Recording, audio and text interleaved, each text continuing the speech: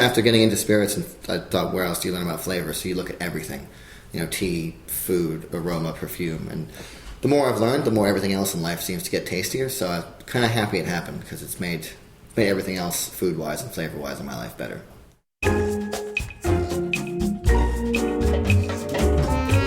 Welcome to the Lush Life podcast.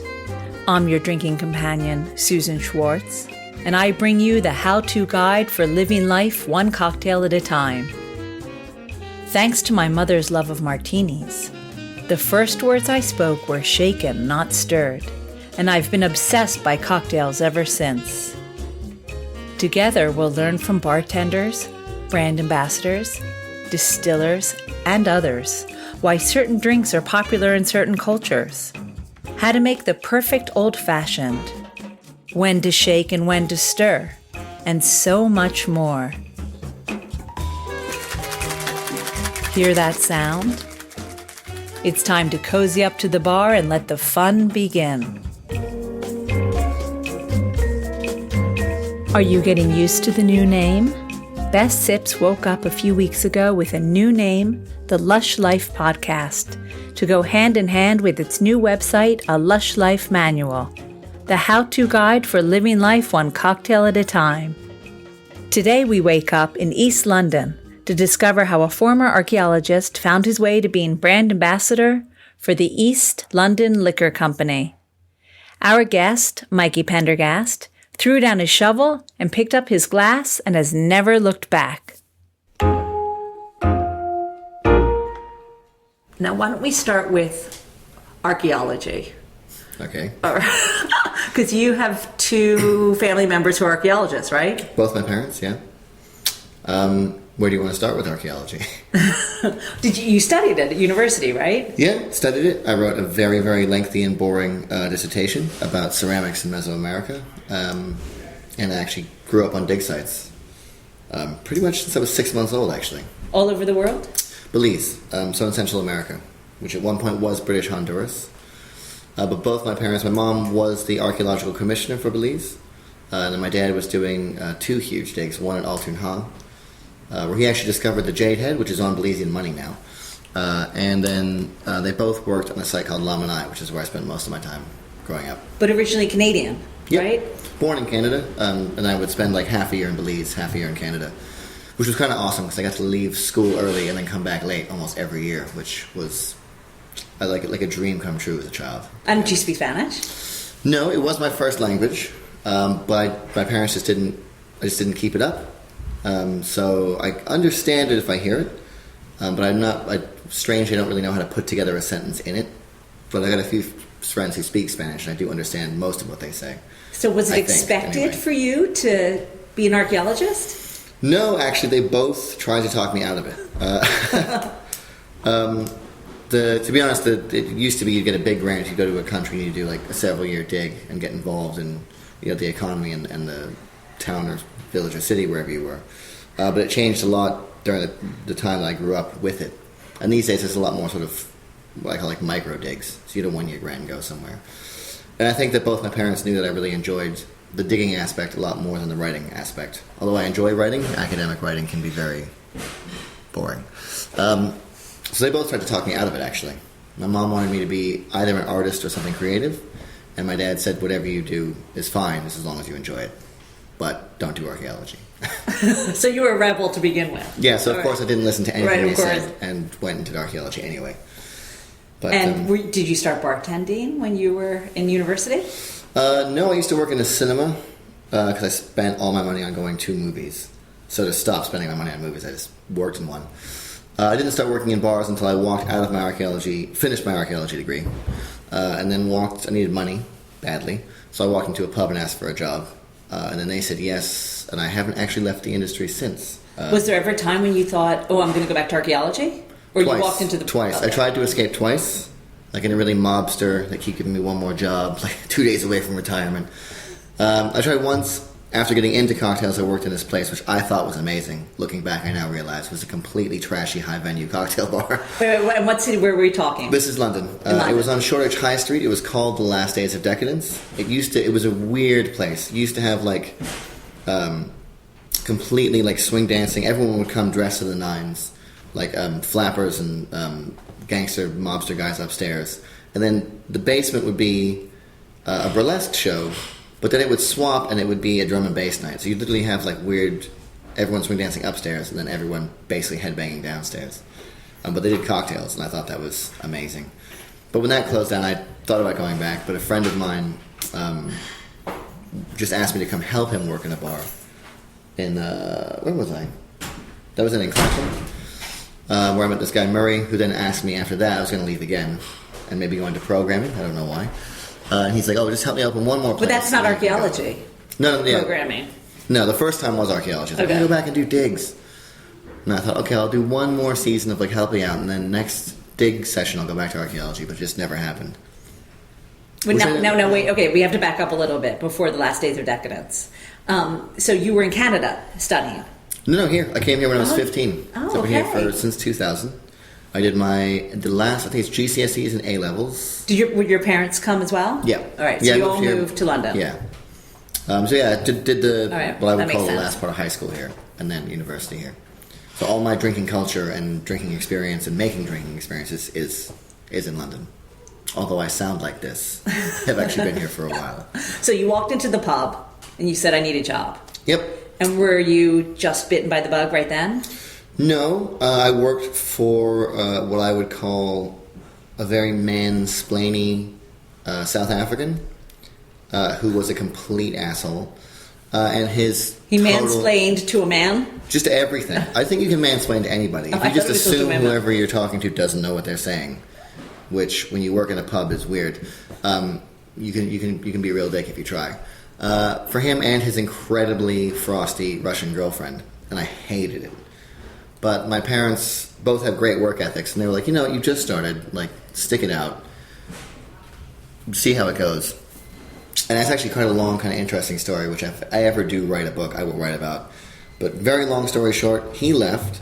They hired a British guy, whose name I won't repeat because I'm about to tell you what he did and why I ended up saying, who turned up for a week and then was like, "Mike, here are the keys." I had no experience opening or closing bars or pubs, anything.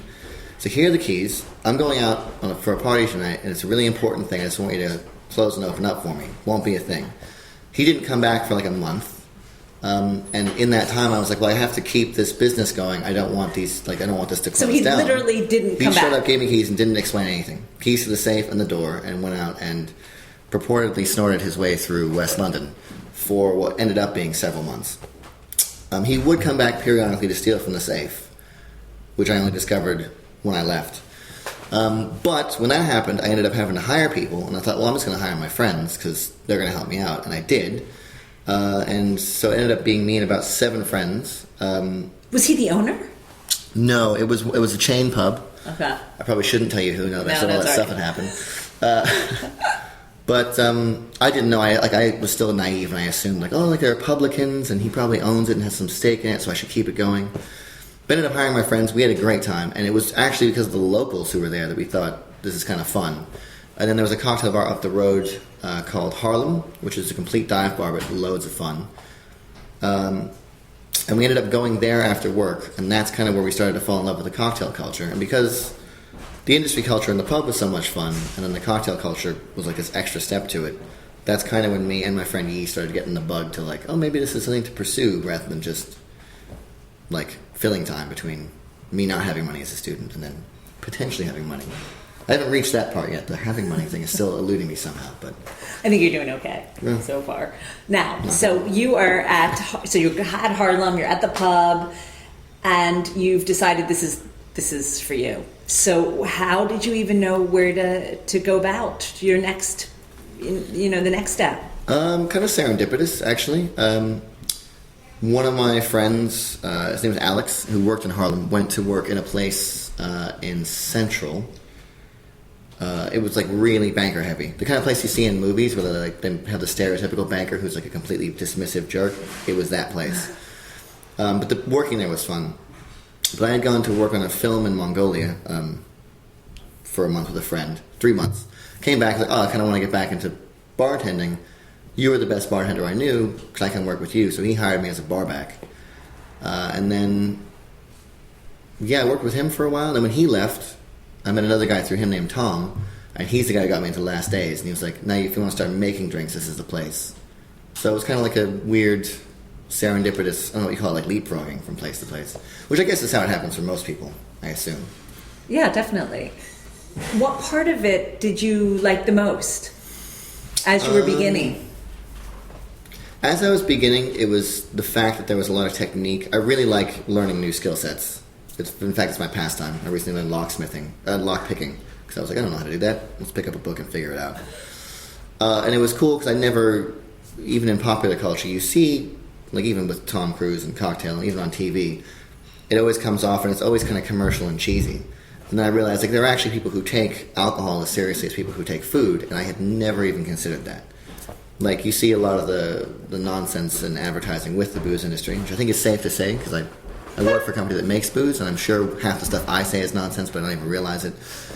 But to see people who treated it very seriously, it kind of struck a chord with me. I thought, I want to learn what they know, so that maybe I can appreciate stuff the way they're doing it. And that was the first thing.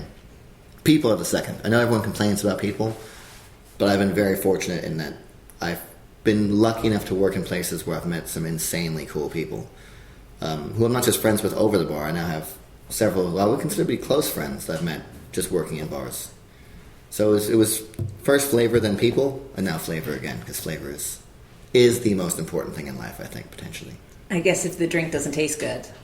Yeah, well, I mean, after getting into spirits, and I thought, where else do you learn about flavor? So you look at everything, tea, food, aroma, perfume, and the more I've learned, the more everything else in life seems to get tastier. So I'm kind of happy it happened, because it's made everything else, food-wise and flavor-wise, in my life better. So, well, let's talk about your role here at the East London Liquor Company.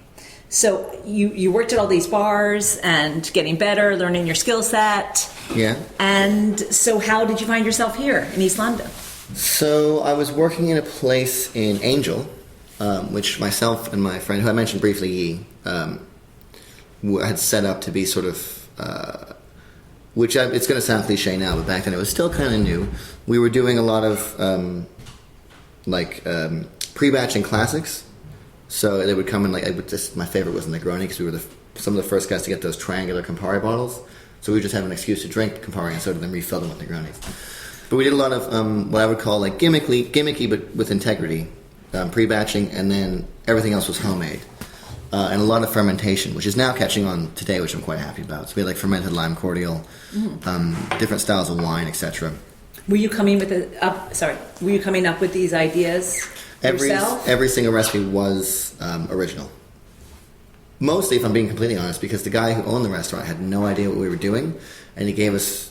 It's like, you need He gave you the keys. It's like, you need citric acid and stuff. Like, yeah, we totally do. We need an ice cream maker and some soy lecithin. What for? I could explain it, but you wouldn't get it, and he used to buy it all. Was this the first time you started making drinks yourself? Making ingredients? I had made bitters before, because chilies are one of my first loves, and I had made really good chipotle chili bitters, which are backed up with guajillo chilies, so kind of like licoricey, but also spicy. But I made that because... with cayenne chilies, because they had the most... I forget what the addictive chemical is called. So my idea was I'll make a cocktail that you have once, and you like it twice, and then you're hooked.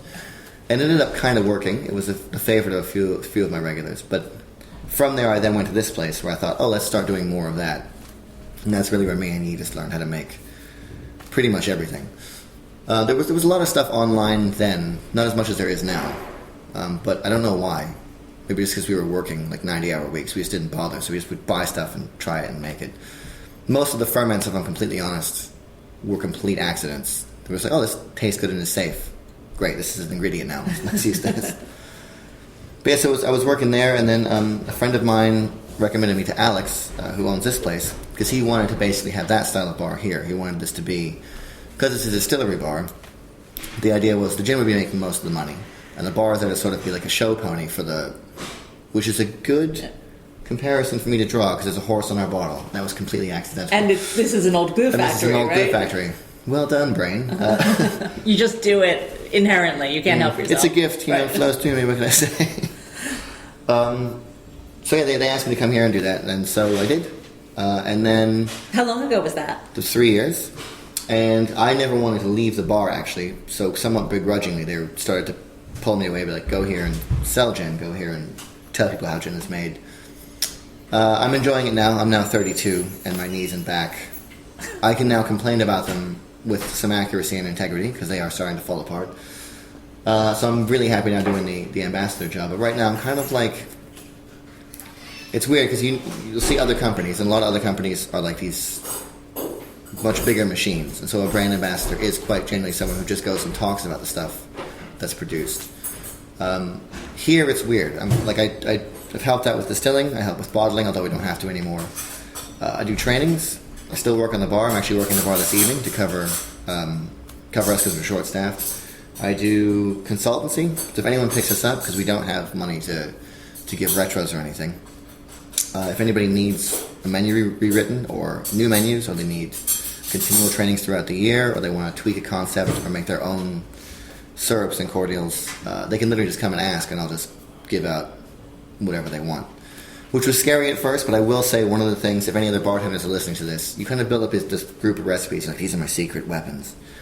And I was really worried to start giving those away for free, but once I did, it's like killing your darlings. I think it's a writing yes, convention. Yes, it is. And the minute I was like, that's not my secret anymore, I gotta find new ones, it I immediately got better at everything, which was, I think, if that's okay to say without sounding too arrogant. So that's kind of what I'm doing now, sort of just being like a Swiss Army knife for this place, in a way. And the East London Liquor Company, can you tell us a little bit about its story? Yeah, so we, like I said, it started 3 years ago. It's the brainchild. So you were here at the beginning? Yeah. It was originally me, this guy Tom, a gentleman named Jamie, who's left us, just professionally. He's still alive, or so I hope. And then Alex. So it was Alex's brainchild. He wanted to start, he'd worked in bars for about 8 years and wanted to actually, rather than promote someone else's product, have his own. And so he found Tom, fresh out of university, who had studied, what's it called? The thing, it's not biology, not molecular biology. You got me out as a literature major. Anyway. Organic chemistry? Yes. All right. Thank you. And then myself to run the bar, and his friend Jamie, who was going to sort of oversee the venue. And basically they did some trial. You have to sort of make your recipe outside of London before you can apply for distilling licenses here. But the idea and the recipes that we went through when we opened, the whole sort of ethos was craft gin, in inverted commas. It just started sort of happening to people. And it was at that time just an excuse to have an expensive bottle and charge people like 42 quid for it. And the idea was, let's make like a bartender's best friend, and hopefully everyone else's best friend. Let's make the best gin that we possibly can at the lowest price. Because usually when this kind of thing happens, like happened with the beer craze, there will be a thing where everyone will start doing it, and they'll all start doing the same style of thing. Then the only people who were left are the people who were actually doing it because they wanted to do it well. Which I think is very, very true if you look at beer, especially in London. So we thought, forget riding the wave, let's just do what we want to do and hope that lasts out. And we ended up having 3 recipes. One, we were always going to do a classic London Dry style. So you pick up even if you pick up the Savoy cocktail book and it says London Dry gin. Right. That classic flavor profile. We wanted to do one premium, but we actually disagreed about the recipes when they first came in. I liked the first one, along with my friend Yi, and then Tom and Alex like the second one. So we put them both out, which is why the branding is so similar on them. But yeah, they kind of just... Did you have a big fight over that? Not really. We're like, I just like that one. Okay, let's just do both. Alex like, let's just put both out, and whichever one wins, we'll just keep it. And it's been long enough now that we're just going to have all 3. But it's been nice because it's kind of worked. Like, even when I was pretty much the entirety of the sales team, all I would do is go into bars and be like, do you like this? We're cheaper than you think. Try it. I don't think I ever didn't win in a taste test, actually. I don't want to jinx myself, because if I ever have to do it again, I don't want to be like, damn, that was the first one. You already did it. You don't need to do it again. And that was kind of it. So that's how we started. Just like, we all know how bars work. Let's make something that we think is a good tool to have. And then also, the best thing I think about our London Dry is if you go to a house party, you can spend 20 quid on a good bottle of wine, or a really good bottle of gin. And it's now a cool option. You can't really do that all the time with spirits. Especially, I think, at the level that we're making it, which, I mean, if you disagree, you're totally entitled to, because flavor is completely subjective. But I think we're going to hit that mark quite right. And the other thing was, we also were like, we're going to make gin. what else? And the answer, of course, was whiskey. But I think the really cool thing, and this might sound like, I don't know, propaganda, but it's not. We didn't set up to make whiskey and then started making gin in the meantime, which a lot of people do. And not to talk down about any gin, or distillery where that's happening, but it was almost sort of like we almost missed the beat and we're like, oh, let's make gin. Oh, wait, whiskey too. Also whiskey. So one of the coolest things now is what we're distilling is going into, because our laws are slightly more lax than Scotland and America, which is saying very little because they're incredibly tight there. We've got stuff like chestnut woods, ex-red wine, new American oak, Hungarian oak, Irish. Like we can basically get our hands on whatever we want and see where things are going. And our head whiskey distiller, Andy, has got some insane stuff coming out. But we don't have to, like, next year when it legally becomes whiskey, we have to release it because our first plan was gin. So we're sort of like, when this stuff's ready, we'll start throwing it out because this is going to be, again, like our show pony, if you will. It'll be great to taste the ones with the different woods. Yeah, I mean, some of them we've actually learned a lot in the past couple of years. There's some cool things about wood that I always assumed that if a whiskey had a really old age on it, it just meant it wasn't ever good to sell young, and that's why. I know there's a lot of prestige around, like, higher ages, but once you learn about distilling and aging, you're like, oh, I don't know, what's the point at this age?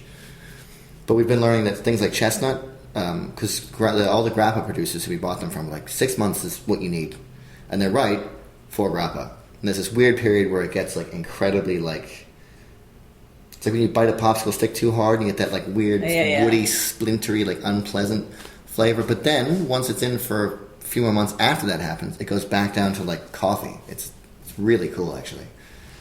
When will that be ready? Well, we're definitely going to have our first launch of what we're going to call London Rye next year, so 2018. We're actually installing right now, so why the place is a mess, which I forgot to apologize for. We're installing. Don't worry, they can't see it on here. True, that's very true. It's actually very beautiful right now. It's serene. We're installing a new stripping still in the back, so we can up production, have a lot of our London Rye. So kind of to the point where we're happy with the mash bill. So 2018 we'll have some released, enough that you can buy it. But obviously the price will be higher than it's going to be when we have enough of our stuff to sort of put it all out there. But I'd say 1920 we'll have like a regular standard thing coming out. We're always going to be experimenting. You mean 2020, I hope. Yeah. Right, because 19 is a while back. Yeah, no, that's right. 1920. It's a time machine, actually. We're going to go back in time and reverse age stuff. Damn, so that means I can't have one right now. He may have some sample you can try in the back. We'll have to check. Oh, should we go check now? We could do, yeah. Why not? All right, or maybe some of your gin. How about both? Okay, sounds good to me. Cool. Let's do it. Mikey made me a few cocktails in East London Liquor Company's incredible distillery and bar. Order our cocktail of the week, the South of the River, my man, while you're outside on their terrace enjoying the sun and having a bite to eat. You need some time to make this cocktail if you want to get it right. First start with East London Liquor Company's Demerara rum and some Taiwanese oolong tea. Use 14 grams of tea to a 700 ml bottle and let it cold infuse for 2 hours, then strain out the leaves. Mikey says it's important not to press the leaves or you get the tannins in the rum. Once you've made that, then you're ready to make our cocktail. Add into a mixing glass 50 ml of the tea-infused rum you just made, then 10 ml of Japanese umeshu plum liqueur, then 3 dashes of Miracle Mile pecan bitters. Stir down over ice and serve neat in a cocktail glass. Then garnish with jasmine tea buds. This and all the recipes you hear on the podcast can also be found at alushlifemanual.com, where you'll also find all the ingredients in our shop. Thanks to Mikey for sharing a few of his stories with us. I know he has more, I can tell. Next week, I finally got to interview the bartender at my parents' local restaurant in Bucks County, Pennsylvania.